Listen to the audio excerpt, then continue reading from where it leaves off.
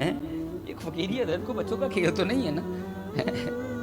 وہ کی کاٹ فقیری والی چڑھ سولی تے بہنا پائی جو تھی اپنی مرضی نہیں مرضی شہنشاہ والی چل رہی ہوتی.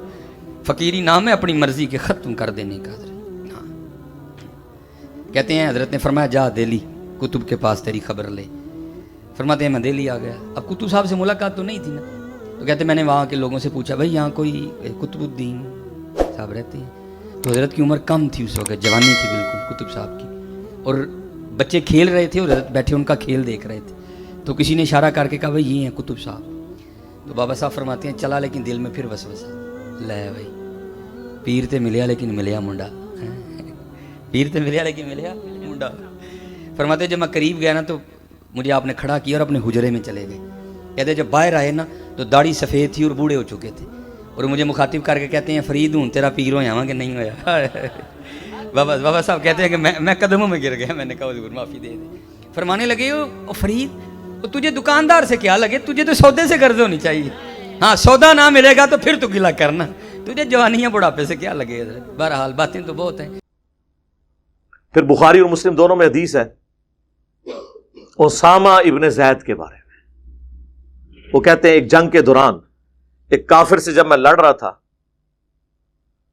تو وہ میری تلوار کے نیچے آیا تو اس نے کلمہ پڑھ دیا. میں نے پھر بھی اسے قتل کر دیا کہ یہ ڈر کے کلمہ پڑھ رہا ہے, لیکن دل میں قلق تھا, گلٹ تھا.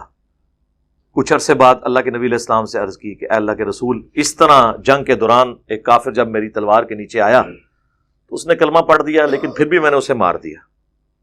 تو آپ نے فرمایا اسامہ جب اس نے کلمہ پڑھ دیا تھا تو تو نے اسے کیوں مار دیا؟ تو کہنے لگے یا رسول اللہ اس نے ڈر کے کلمہ پڑھا تھا. آپ نے فرمایا اسامہ کیا تو نے اس کا دل چیر لیا تھا؟ اسامہ تو کیا کرے گا, اسامہ تو کیا کرے گا. اس جملے کو حضور رپیٹ کرتے رہے. جب قیامت والے دن وہ کلمہ پڑھتا ہوا اللہ کے حضور تیرے خلاف مقدمہ قائم کر دے گا, اسامہ تو کیا کرے گا. اور اسامہ ابن زید کہتے ہیں کہ اس وقت میرے دل میں خیال آیا کاش آج سے پہلے میں کافر ہوتا, آج ہی کلمہ پڑھ کے مسلمان ہوتا, کم از کم میرا یہ گناہ دھل جاتا. اسامہ ابن زید نے جو اجتہاد کیا وہ بالکل درست تھا. ہم بھی یہی کرتے ہیں کہ ڈر کے پڑھا, لیکن ظاہر میں غلطی کے چانس تو ہیں, ہو سکتا ہے ڈر کے نہ پڑھا ہو. تو بینیفٹ آف ڈاؤٹ ایک کافر کو بھی رسول اللہ نے دیا جو آپ کو مسلمان علماء نہیں دیتے ہیں. جنید جمشید نے سامنے آ کے معافی مانگی, علماء نے کہا نہیں اندروں نہیں مانگی.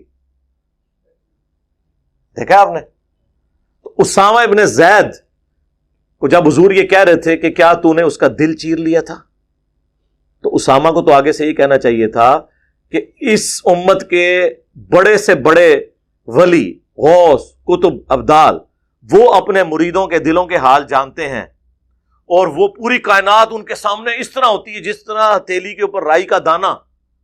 تو میں تو اولیاء اللہ کا سردار ہوں, اور میرے بارے میں آنے والے لوگ کہانیاں بھی کرائیں گے کہ کوئی ادنا صحابی بھی ہو, اسامہ تو بہت اعلیٰ صحابی ہے, ادنا صحابی بھی ہو, اس کے گھوڑے کے قدموں کی خاک گھوڑے کے نتھروں میں جو جا کے لگتی ہے اس کو بھی کوئی غوث, قطب, ابدال نہیں پہنچ سکتا. تو یا رسول اللہ جب غوث, قطب اور ابدال دل کا حال جان لیتے ہیں تو یا رسول اللہ میں نے واقعی دل چیر لیا تھا اور مجھے پتا چل گیا تھا کہ اس کے دل میں کیا ہے. یہ کہا انہوں نے.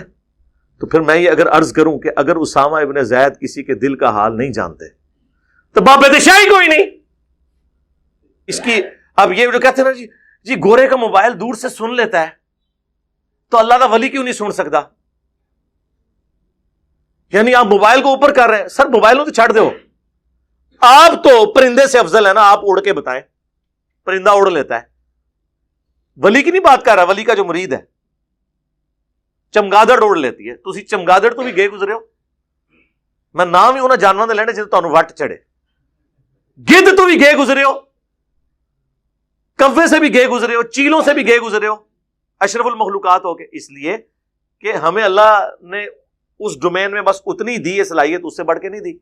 وہ کہتے ہیں جی نبی جب خچر پہ بیٹھا تو خچر کو بھی علم غیب آ گیا, تو بزرگوں کو کیوں نہیں آتا؟ بھئی جو 7 بزرگ تھے ان کو تو کوئی نہیں آیا. وہ اس لیے آتا ہے اسے کہ وہ ویسے ہی سنتا ہے, علم غیب سے نہیں, ویسے ہی سنتا ہے. وہ جانور ہے, وہ مکلف نہیں ہے. جنوں اور انس کے علاوہ ہر مخلوقات سنتی ہے. یہ تو بخاری کے الفاظ ہیں. آپ نے فرمایا ان 2 قبر والوں کو عذاب ہو رہا ہے، ایک پیشاب کے چھینٹوں سے نہیں بچتا تھا، دوسرا چگلی کھایا کرتا تھا. پھر آپ نے ایک ٹہنی توڑ کے 2 ٹکڑے کر کے دونوں قبروں پہ لگائے اور کہا جب تک یہ ہری رہیں گی ان کے عذاب میں تخفیف ہوگی. حضور کی برکت سے بابت شاہی کوئی نہیں. اب سمجھ آئی کہ بابت شاہی کوئی نہیں، اس کا مطلب کیا ہوتا ہے؟ اس کے اوپر تو میں فی البدی کتنی دیر بول سکتا ہوں، یہ تو ختم ہی نہیں ہوگا. تو میری وہ جو 100 نمبر مجلس ہے نا، بابوں کا خدا اور ہے اور کتابوں کا خدا اور، وہ آپ دیکھیں اس وقت اگر یہ مجھے آمد ہوئی ہوتی نا تو اس کی بھی وہ ہر مثال کے اوپر میں یہ بولا کرتا. یہ آہستہ آہستہ آمد ہوئی ہے نا، تو جسے کہتے ہیں آہستہ آہستہ. کیا لکھا ہوا تھا کہ آپ کے لہجے میں تلخی آنا شروع ہو گئی ہے، آہستہ آہستہ آمد آنا شروع ہو گئی ہے. پہلے آمد ہوئی کہ نہ میں وابی نہ میں بابی، میں ہوں مسلم علمی کتاب. اس کے بعد مرنے سے پہلے اے مسلمان کر لے اس پہ غور، کتابوں کا خدا اور ہے بابوں کا خدا اور. بابے بھی اسی خدا کو مانتے ہیں لیکن ان کوالٹیز کے ساتھ نہیں جو کتاب و سنت میں ہے. تو یہ سلوگنز آئے نا، پھر یہ اچانک آیا میرے دماغ میں، میں کوئی بیٹھ کے بناتا نہیں ہوں. وہ ایک مجلس کے دوران یعنی میں کوئی بات کرتے ہوئے کہہ رہا تھا کہ لوگ یہ کہتے ہیں کہ جی اگر آپ اس کو غلط کہہ رہے ہیں یہ تو فلاں بزرگ نے بھی نقل کیا ہے. تو اس پہ پھر میں نے جملہ بولا تھا کہ ہم قرآن و سنت کی روشنی میں جب حضرت معاویہ رضی اللہ تعالیٰ عنہ، حضرت مغیرہ ابن شعبہ رضی اللہ تعالیٰ عنہ، حضرت عمر بن عاص رضی اللہ تعالیٰ عنہ کے مولا علی رضی اللہ تعالیٰ عنہ علیہ السلام کے خروج جو ان کے خلاف انہوں نے کیا اس کو بھی کنڈیم کرتے ہیں، تو بابت شاہی کوئی نہیں، ہمیں کسی کی دوست کوئی نہ لگائے. تو اچانک میرے دماغ میں آیا، لیکن وہ قبولیت کی گھڑی تھی. اور یہ سلوگنز اور نعرے بڑے امپورٹنٹ ہوتے ہیں. بخاری مسلم میں حدیث ہے، اے حسان بن ثابت ہمارے تیروں اور تلواروں سے کافروں کو وہ تکلیف نہیں ہوتی جو تیرے زبان کے اشعار سے ہوتی ہے. تو یہ سنت حسان ابن ثابت ہے جو ہم پوری کر رہے ہیں. اب تو ایسے ایک اور نعرہ بھی آ گیا چوتھا، فرقوں کی دکانیں بند، the damage has been done.